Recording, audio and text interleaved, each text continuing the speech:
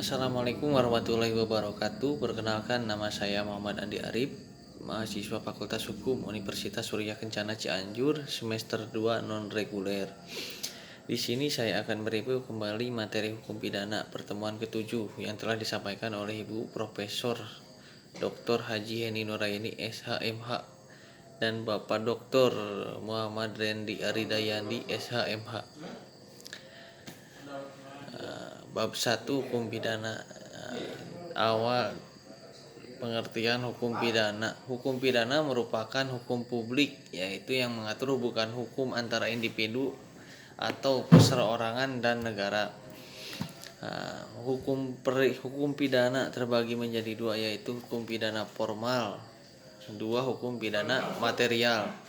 Menurut Profesor Mulyanto, hukum pidana material terbagi menjadi tiga, yaitu satu, perbuatan pidana criminal action, yang kedua, pertanggungjawaban pidana criminal liability, yang ketiga, sanksi pidana criminal procedure. Perbuatan yang menyangkut asas legalitas, sedangkan pertanggungjawaban yang berhubungan dengan asas kesalahan. Selanjutnya, fungsi hukum pidana terdiri dari yaitu satu, fungsi umum, yaitu mengatur kehidupan masyarakat. Yang kedua, fungsi khusus yang melindungi kepentingan hukum. Pembagian kitab hukum pidana terbagi menjadi dua, yaitu satu, bagian umum diatur dalam buku 1 pasal 1 sampai 103. Yang kedua, bagian khusus diatur dalam buku 2 104 sampai 488 tentang kejahatan, dan buku 3 489 sampai 569 tentang pelanggaran.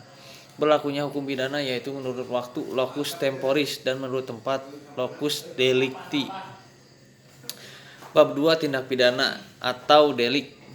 Istilah lebih banyak digunakan istilah tindak pidana dibanding istilah perbuatan pidana, peristiwa pidana, pelanggaran pidana, dan lain-lain. Alasannya meliputi satu, sosio-yuridis, yaitu hampir semua perundang-undangan pidana menggunakan istilah tindak pidana. Yang kedua, semua instansi penegak hukum dan aparat menggunakan istilah tindak pidana.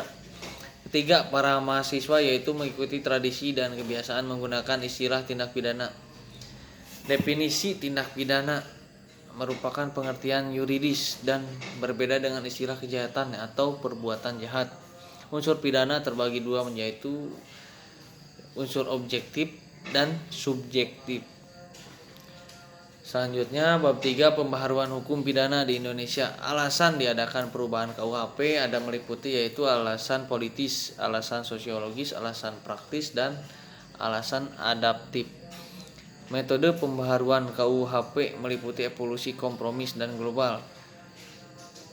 Selanjutnya, bab 4 hubungan sebab akibat atau kausalitas. Teori-teori ajaran sebab akibat atau kausalitas meliputi teori ekuivalensi, teori individualisasi, dan teori generalisasi.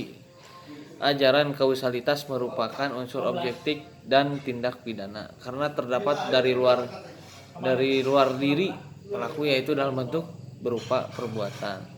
Sekian, terima kasih. Wassalamualaikum warahmatullahi wabarakatuh.